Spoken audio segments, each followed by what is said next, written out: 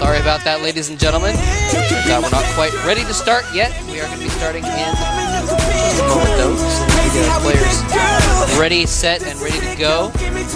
But again, I just want to point out, if you guys are just joining us, this is the Arena of Legends tournament. And it's going to be basically just 12 players, picked 4 of each race. And we're doing different groups on different days. The first group was yesterday, the second group is today. And next weekend on Saturday and Sunday, again, is going to be the next 2 groups. And then the semifinals and the finals. The top player, only the top player from each group, goes out to the semifinals. So it's basically just a direct elimination situation. And it's going to be pretty cool, though. A lot of fan favorites and a lot of really strong players. Basically, no one in this tournament that isn't famous. Exactly. I mean, they're all legends. It's the Arena of Legends. Oh, yeah. Oh, yeah. We only chose legends to come in here. Now, I guess our least legendary player is Naniwa, but I think he's a legend. He's a legend outside of Korea. Yeah, he's a legend outside of Korea, and he's like an up-and-coming Korean legend. He's training a lot. He's training really hard.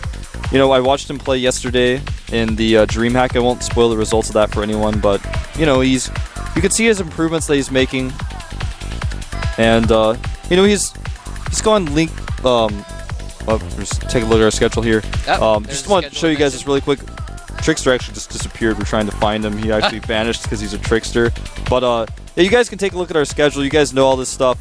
This is kind of, our finals are going to be on Monday the 10th for Code A, and of course the Code S final is going to be on Saturday the 22nd. The semifinal for that will be on Monday the 17th, and our up and down matches, as usual, will be in between the semifinals and the finals. And notice that the normally we have our matches at 6:10 p.m. Korean Standard Time, and that's, you know, pretty late at night for Pacific Time. But all this week, because we want to get Code A really going in the first week, we have broadcasts at 1:10 p.m. Korean Standard Time instead.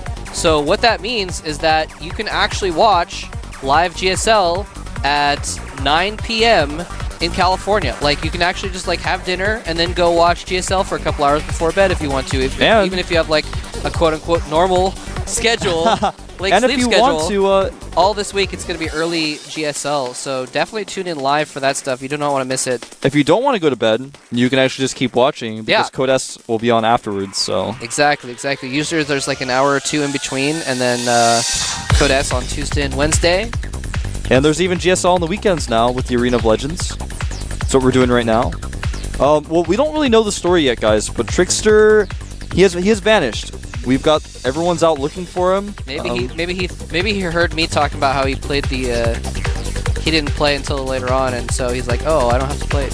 That's not actually the case, because he was in the lobby for a minute. But yeah, not sure what's going on. We're trying to find TricKsteR currently.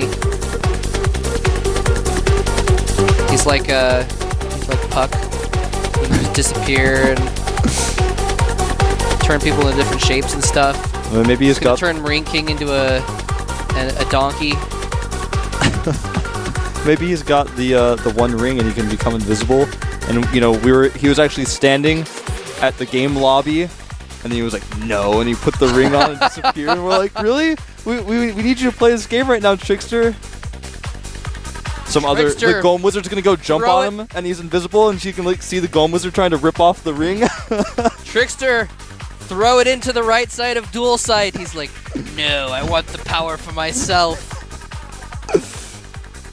Yeah, the right side of dual sight actually does kind of like Mordor a little bit. It is, man. It's totally Rivendell and Mordor on the map dual sight. First map is gonna be Crossfire, though, by the way. Yeah, and this is the map that was actually randomly selected. And loser does pick in this Arena of Legends format. So, for example, if TricKsteR loses, he'll pick again. He did pick Tal'Dorei Malter against Marine King, but that didn't go very well for him. To go back to that game, I really was surprised that TricKsteR went Blink in that situation. And like you were saying, there's that area, and you guys know about this. I'll tell you guys a little trick for those of you guys who don't know. There's a little area near the main base, so there's a little dip. And if you put a pylon or something next to that, you get vision of your opponent's base on the other side, and you can blink across that. And I think that might have been what he was trying to do, but hold everything, hold the phone. TricKsteR is back in the lobby. We found him. He's alive and well. He destroyed the Ring of Power. All right, and we are actually going to get started with game number 1 of LosirA versus TricKsteR.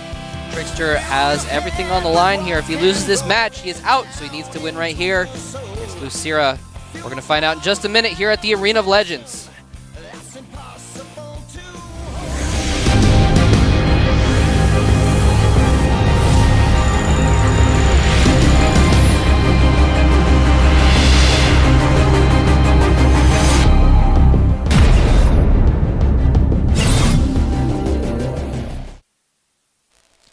All right, up here at the top right-hand corner of the map, Crossfire is none other than our Protoss player. Everything is on the line for him here in this match. It is none other than StarTale TricKsteR.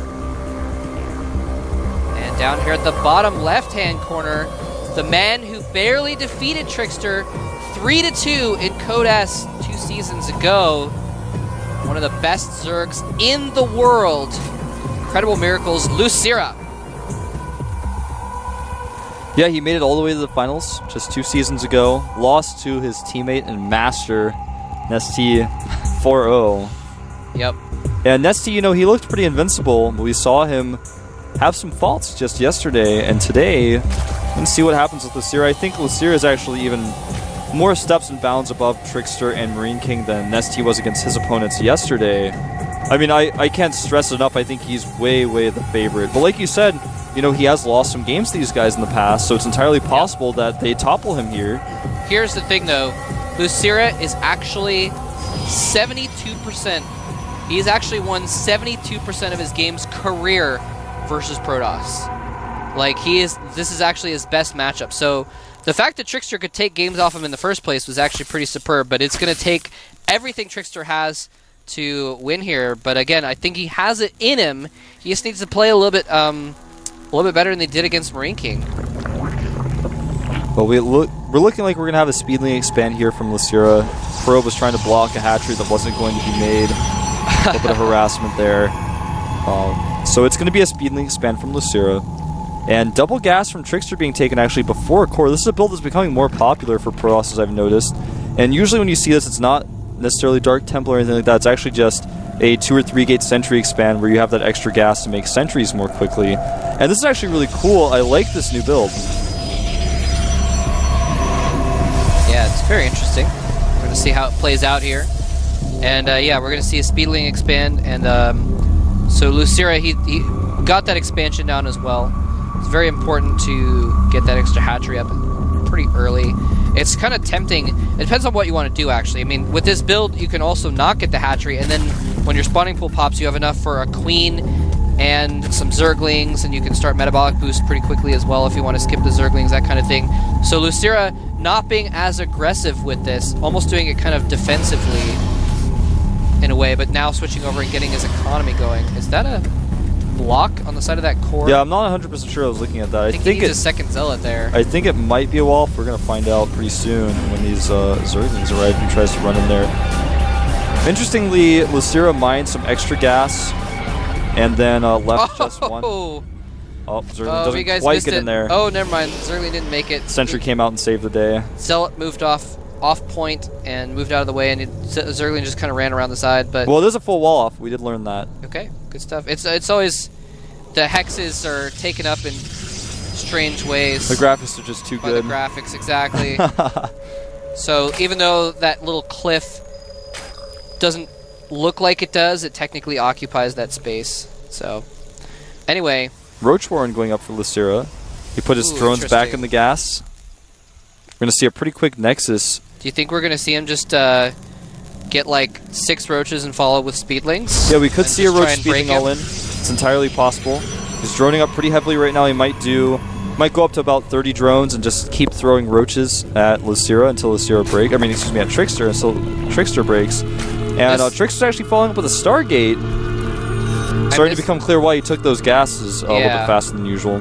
This looks, I mean, we'll see what he does. It could just be, well, we'll see what happens with the Roach Warrior. But actually, a couple Overlords are going to pop out as well. I think he's going to make a bunch of roaches here in a second. We're going to find out, Saving larva.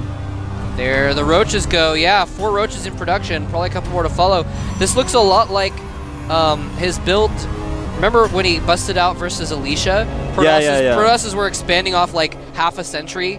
and like a probe. They were just getting super greedy, and no one knew what to do about it. And LosirA's like, well, actually, you just have to attack when they don't have anything. And he started doing that, just going in with a few roaches and speedlings and breaking the expansion attempt when they had no units. And so this is looking very similar. LosirA sees exactly what's going on as well. He doesn't know about the Stargate, though, and that True. Void Ray is going to make this fairly easy to hold as long as he controls his units properly. In fact, he can buy so much time with these sentries, and looks like TricKsteR is going to have a full wall up here with his sentries. The 2 gates he's added here, so he's going to be up to 3 gates pretty soon.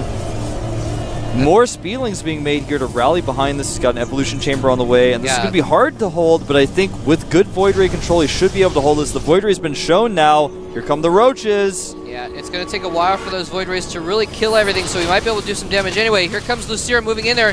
He does have the speedlings coming in from behind. Perfect timing on that. He's force fielding to try and block things off while he's trying to kill off these roaches with the Void Ray. It's going to take a while, though. Speedlings dancing around. I think LosirA is going to be forced back eventually just because he's got a lot of force fields still in the bank. But no, the Zerglings get in and they're able to surround the sentries. Oh, he kills 1 sentry, 2 sentries. He forces the sentries up against the roaches. He has no sentries left. It's just going to be up to this Void Ray to slowly kill things. Yeah, he hesitated a lot on those force fields. Eventually the pylon just broke. Then he missed the force field and everything got in. And GG. That was actually one of the quickest, silliest games I've ever watched in my entire career of StarCraft 2. Wow. He waited a long time on those force fields, and he had so much extra force field energy as those sentries died. And as the speedlings were surrounding him, he didn't even use it. It's like he just dropped his keyboard or something and was like, I don't know what to do. I don't know what happened there, man. He had I think at least 6 force fields ready to cast. And he produced a Phoenix instead of a second Void Ray, so that's why there wasn't a second Void Ray to help out. And so that really hurt him a little bit. If he had the second Void Ray and he had force fielded, I think if he targeted on the roaches would have eventually fallen. He needed perhaps cannons. Yeah. You needed a forge instead of one of those gateways. Yeah. Yeah, that was interesting. But yeah, he just failed those force fields. I mean, that's basically what it comes down to, is he needed to force field long enough to hold off so the Void Rays could kill all the roaches. And the Void Rays were about a third to halfway through the roaches. They killed off a few roaches already. So anyway, the next map is going to be Daybreak. We're going to find out here on Daybreak if TricKsteR can come back and beat LosirA, if LosirA can take a 2-0 here at the Arena of Legends. Nothing can stop us now.